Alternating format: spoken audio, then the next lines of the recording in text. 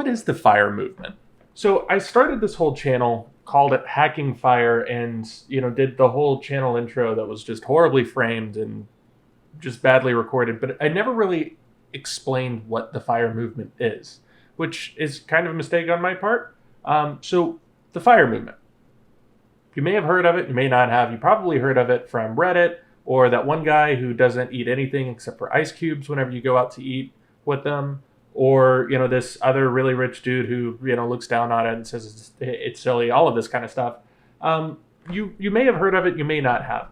We're going to talk about what the FIRE movement is, why I'm kind of chasing it, and why a lot of other people have been chasing it, really, and what it kind of means in a very strange market to live in right now.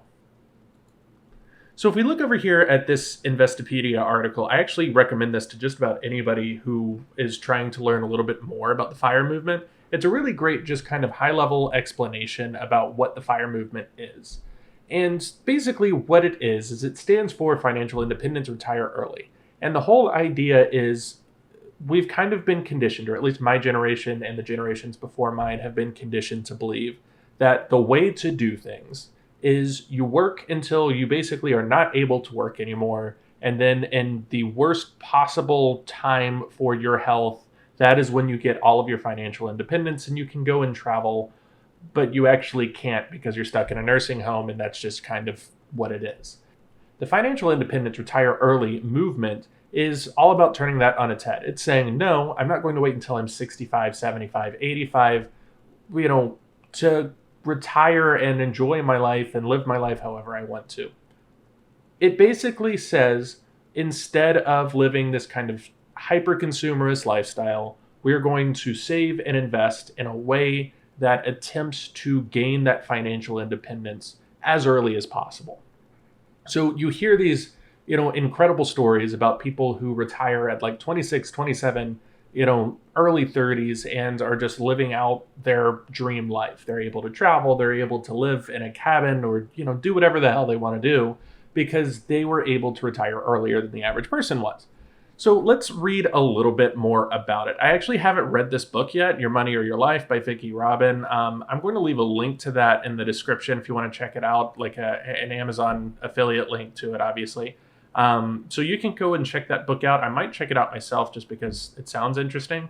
But essentially, there are several different kinds of FIRE that we'll go into down here. But it's the idea that you're going to aim your investment opportunities and aim your savings opportunities to save and invest money in a way where it will return enough money for you to live on as early as possible. This kind of paragraph covers it fairly well. To cover their living expenses after retiring at a young age, FIRE devotees make small withdrawals from their savings, typically around 3 to 4% of the balance yearly. Depending on the size of their savings and their desired lifestyle, this requires extreme diligence to monitor expenses as well as dedication to the maintenance and reallocation of their investments. So the idea is basically if an investment account is going to make 4% per year, which is kind of the average return on a stock market investment, then you can safely withdraw 4% of that account every single year without really touching the principal. The principal being the amount of money that you put into it, and the addition on top of that is that's going to be what you actually take out of the account. So immediately a couple of red flags here. A couple of issues with the FIRE movement that I've heard some people explain away, but they probably shouldn't. Basically, this assumes the average market value or the average market return of a stock market investment. And as we can see recently, it doesn't always return that. A lot of times, actually, you end up getting much lower returns. A lot of times you're losing money over an entire year-long period during a bear market. So it's kind of unsafe to just assume that you can withdraw 3 to 4% every single year. That's why a lot of people advocate for a much more aggressive style of FIRE that basically allows you to instead live off of 10 to 15% returns, or basically live off of a smaller return, actually, not 10 to 15%, more like 1 to 2%. So we've got a couple of different kinds of FIRE down here. We've got fat FIRE, which is basically you want to save a ton of money in order to live, incredibly extravagantly, and you don't want to change your current standard of living. So basically, you've essentially got to have a super high income, or you've got to save or invest super aggressively. That's not for everybody. For people in tech, it's a little bit easier because you do have those higher incomes, but in general, most people aren't able to do this. Lean fire is the opposite of that. Essentially, you are just chopping your lifestyle down to nothing. You are living incredibly frugally. You're living that like hashtag minimalist lifestyle. And that's kind of how you're able to save tons and tons of money. So this kind of gives you like an actual monetary amount of $25,000 or less per year. Barista fire, this is for the people who want to exist between the two choices above. They quit their traditional 9-to-5 jobs, but use a combination of part-time work and savings to live a less than minimalist lifestyle. The former lets them obtain health coverage, while the latter prevents them from dipping into their retirement funds. So the idea here is, I'm not going to 110% retire. I'm going to quit my 9-to-5 job and work something part-time or work something that gives me health coverage so I don't have to dip into that 3 to 4% every single year, or at least I don't have to dip into it as much. So what does FIRE mean for you? What does FIRE mean for me? Well, like I said, there are some issues with the FIRE movement. There are some kind of mathematical errors that people make when they're trying to aim for that FIRE lifestyle.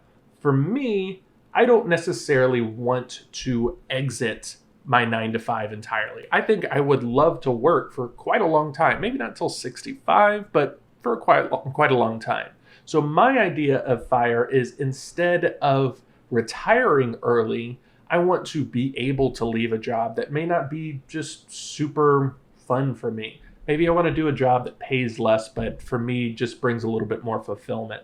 Or maybe for me, I just want my retirement to be awesome, or I want to have more money to leave my kids, or I want to be able to donate to different causes. So for me, I'm going to aim for FIRE without actually trying to retire early. For me, the big thing is the financial independence. And the methods that I'm going to use to kind of do that, I mentioned in my channel trailer video. I'll link that below, probably up in one of the corners here. But basically the idea is I'm going to build up a portfolio of very realistic and ethical investments, much more sustainable than a lot of the hyper gambly options trading that you'll see on a lot of Wall Street Bets channels and things like that. And I'm going to start building products and services that I can sell for, a reasonable amount that actually give back to the community and are actually useful, instead of just being little shiny things that people spend too much money on a month.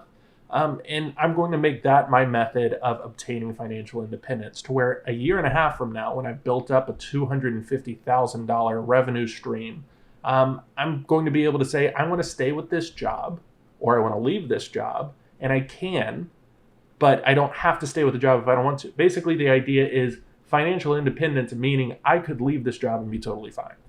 So that's my big aim with the FIRE movement stuff. And I think the FIRE movement's awesome. I don't want you to think oh, this guy's got issues with it. He doesn't really like the FIRE movement. He's speaking against it. I'm not. I think the FIRE movement is amazing. However, I think some of the mathematical errors that people make can be very dangerous. Honestly, if you've spent 10 years out of the workforce because you've retired early, and then your stock market account tanks, or you've got some kind of health issue that requires you to dip into that savings too much, or inflation just absolutely blows up your account, then you're going to run into some issues getting back into the workforce after that, because you've taken 10 years off. I mean, in tech, after 10 years, you've got 30 new programming languages, 1,000 new frameworks that you haven't learned. It would be an absolute disaster. But for me, it's all about obtaining financial independence. It's all about looking at my 9-to-5 and saying, I'm staying because I want to. And if I want to leave, I'll be fine. I'll be fine for a long time. I might be fine forever. That's kind of my goal for the FIRE movement. So if you've got opinions on the FIRE movement, let me know. I want to hear about, everybody's kind of outlook on it. I want to hear about what you're doing to kind of prepare yourself to retire early. And I want you to tell me the lessons that you've learned, because I'm kind of new to it. Take it easy. Peace.